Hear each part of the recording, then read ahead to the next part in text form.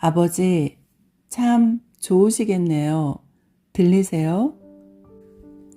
1995년 4월에 나는 3차 신경통이라는 고약한 병이 악화되어 수술을 하기 위해 경희의료원에 입원을 했습니다. 목숨에는 지장이 없었지만 무서운 통증이 느닷없이 쳐들어오면 하던 동작을 그대로 멈춰버려야 되는, 언제 시작할지 알 수도 없어 두려운 그런 나쁜 병이었습니다. 뇌 수술을 해서 신경을 잘라내야 하는데 운동신경을 건드릴 수도 있다는 말에 이미 효력이 없어지는 진통제만 한 움큼씩 먹었습니다. 두려움에 떨며 막무가내로 수술을 미루면서 한 달 동안을 버티고 있었지요. 그 한 달 동안의 일입니다. 6인실에 입원해 있었는데 외과 환자들이라 어디 한 군데 고장난 것 빼면 다 건강했습니다. 하는 일 없이 누웠다 일어났다 하니 모두들 밤이 돼도 잠도 잘 오지 않았지요. 하지만 주위 사람들을 생각해서 누워서 조용히 자는 척 잠들려고 애쓰다 막 잠들려는 아슬아슬한 밤 10시였어요.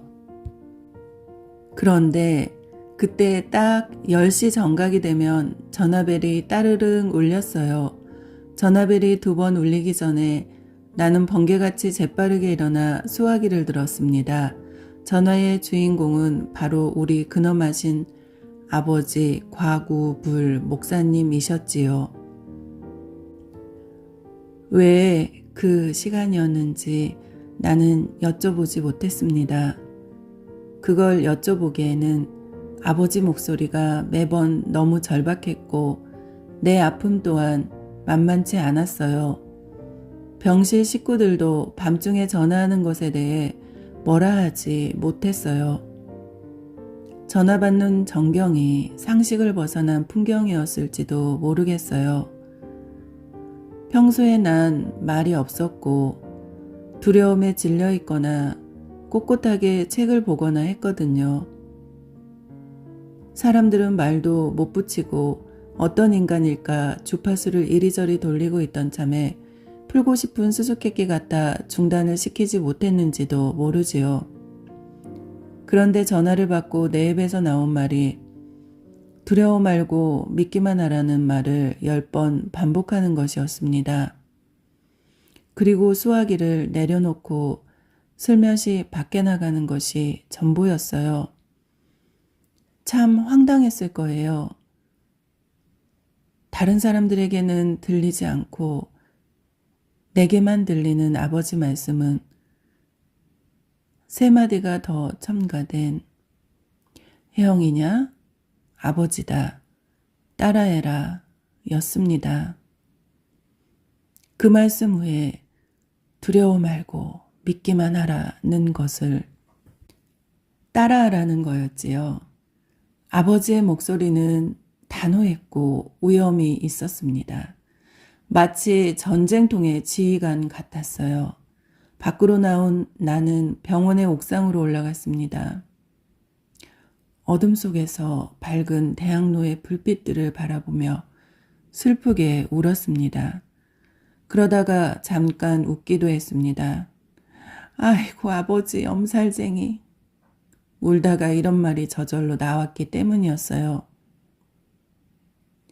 왜냐하면 내 아픈 것을 아버지가 도저히 감당을 못하고 계신 것 같았기 때문이었지요. 그런데 정작 아버지가 아프실 때는 아픈 사람들 특유의 정서를 칼로 베듯이 베어버리신 것 같았습니다. 내가 아프면서 벌인 작태에 비교하건대 아버진 초인적인 인내심을 발휘하신 것이었어요. 하나님은 특별한 배려로 내 얼굴을 치유해 주시면서 그만큼 기도하게 하셨습니다. 그러면서 아버지와 나의 대화는 내용이 바뀌어 있었어요.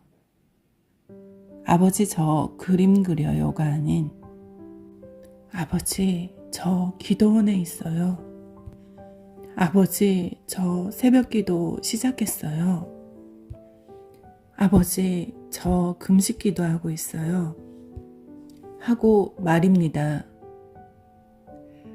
나는 많이 건강해지고 자유로워지고 있었습니다. 그런 중에 아버지는 가끔씩 병상에 눕는 일이 생기기 시작했어요. 마음이 움직이면 밤새도록 차를 몰아 진도에 가곤 했습니다. 한밤중에 내려가다 심한 비를 만나 앞이 안 보이면 갓길에서 자기도 했고, 안개가 낀 날은 눈으로 주행선을 더듬으면서 걸어가듯 운전하던 때도 있었어요.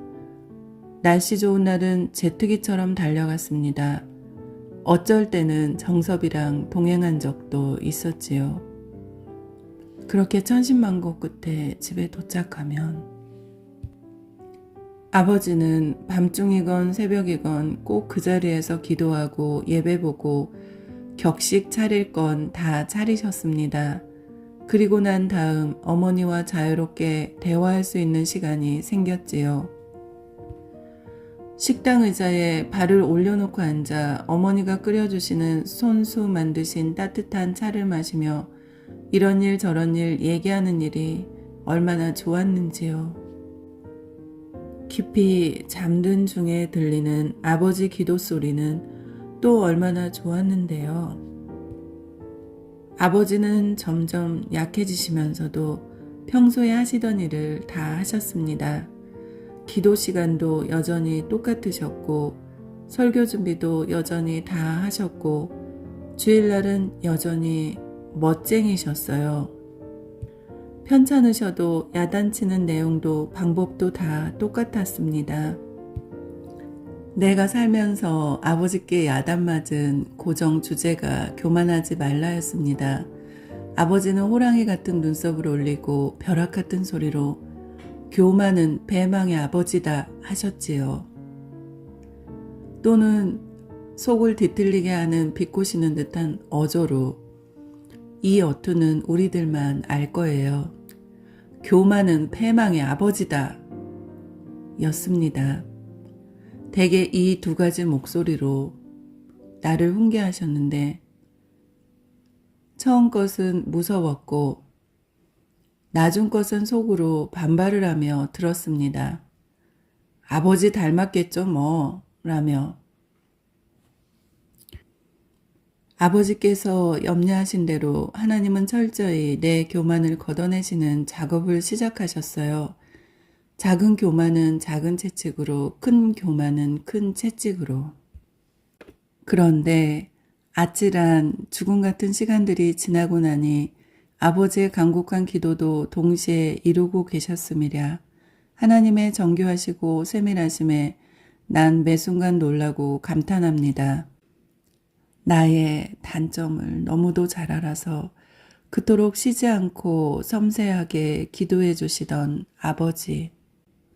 그 아버지가 땅에 묻히시던 날, 그 새벽은 온 하늘과 땅이 알 수 없는 신비함 속에 평강과 고요로 가득했었습니다.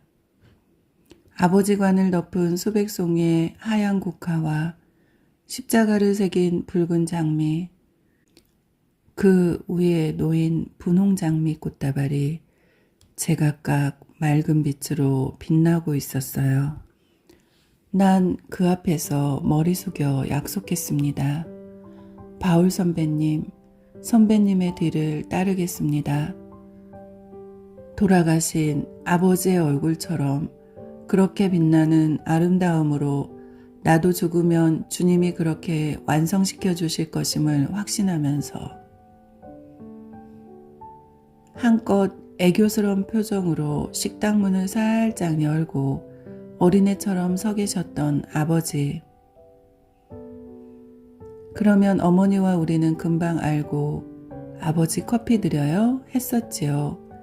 그러면 한 잔 마셔도 될까? 솜사탕처럼 풀어지며 즐거워하셨던 아버지.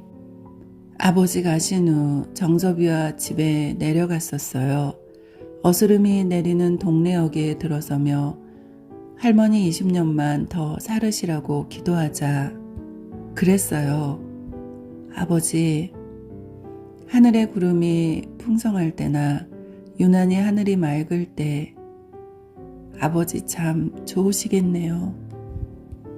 하며 혼자 웃는데 들리세요?